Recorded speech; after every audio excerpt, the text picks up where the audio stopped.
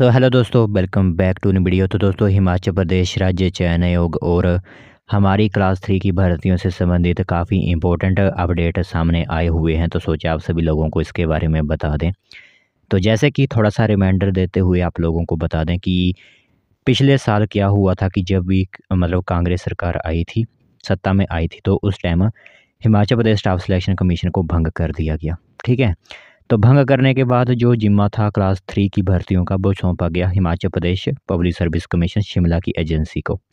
तो फिर से यहाँ पर बात बनी कि एक नया चयन आयोग जो है वो स्थापित किया जाएगा, जिसका नाम रखा जाएगा हिमाचल प्रदेश राज्य चयन आयोग।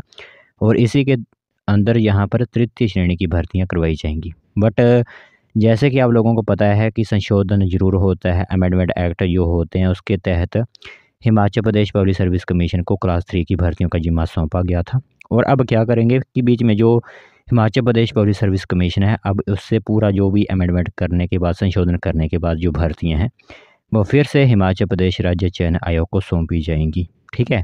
क्लास 3 तृतीय श्रेणी की जो भी भर्तियां हैं वो फिर से हिमाचल प्रदेश राज्य चयन आयोग को ही दी जाएंगी, जिसका कि अधिकार है तृतीय श्रेणी के पदों पर भर्ती करवाना, जिसके अंदर एग्ज़ाम्स होते हैं। और ज़्यादातर जो वैकेंसीज़ होती हैं वो क्लास 3 की ही आती हैं। क्लास 3 के अंदर आपकी जो क्लर्क की वैकेंसी है, जूनियर ऑफिस असिस्टेंट होते हैं, ऑपरेशन थिएटर असिस्टेंट हो गए, पटवारी की वैकेंसीज़ होंगी, पुलिस की वैकेंसीज़ होगी, ये सभी क्लास 3 की भर्तियाँ हैं। इन्हीं के अंदर यहाँ पर जो है वो आपके स्टेनोग्राफ़र हो गए, और भी काफ़ी अलग अलग तरह की वैकेंसीज़ होती हैं जो मेडिकल लाइन में, आपके एजुकेशन लाइन में, सभी में जो है वो क्लास 3 की भर्तियाँ फिलअप की जाती हैं।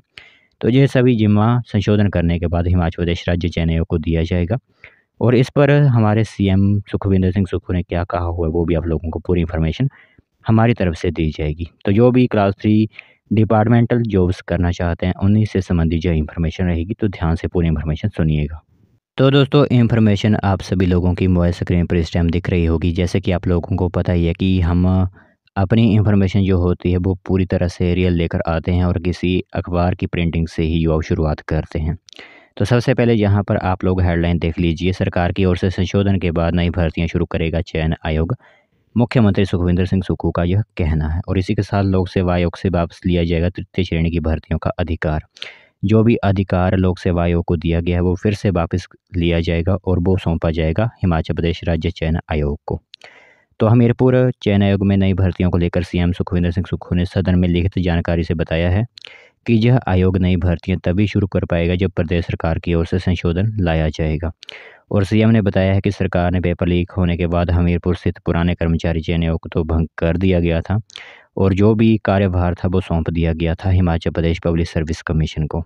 तो अब किसी भी एजेंसी से आप फिर से वापस कोई काम लेना चाहते हो तो उसके लिए आप लोगों को संशोधन करने पड़ते हैं, और संशोधन के बाद ही आप कोई भी भर्ती करवा सकते हो। चाहे कोई भी भर्ती के एग्ज़ाम के रिज़ल्ट लेने हों, चाहे वो एग्ज़ाम करवाना हो, चाहे एडवर्टाइजमेंट जारी करवानी हो, उससे पहले आप लोगों को Himachal Pradesh public service commission से वो जो भी कार्यभार सौंपा गया था उसे फिर से वापस किया जाएगा, और नई एजेंसी हिमाचल प्रदेश राज्य चयन आयोग को जो है काम सौंपा जाएगा। ठीक है।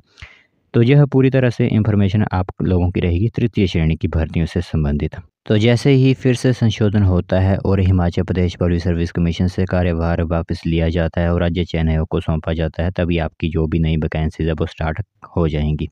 और इसी के अंदर आप लोगों की अलग अलग तरह की वैकेंसीज भी अपलोड होंगी। और जैसे कि आप लोगों को पता है कि बजट सत्र भी कल आ रहा है आप सभी लोगों के लिए, तो उसी के अंदर यहाँ पर आपकी कैबिनेट मीटिंग वगैरह भी होगी। तो जो भी बड़े फैसले होंगे, तो क्या पता कल की बैठक में ही यह साफ हो जाए कि Himachal Pradesh public service commission से यह पूरा कार्यभार जो है वो वापस चयन आयोग को दे दिया जाए। तो कल की जो मीटिंग वगैरह हैं वो काफ़ी इंपॉर्टेंट रहेंगी। तो समय समय पर जो भी इंपॉर्टेंट खबर आएगी वो आप लोगों को बताई जाएगी। बस आप अलर्ट रहिए और बेल आइकन जो होती है उसे ऑल पर सेट करके रखिए।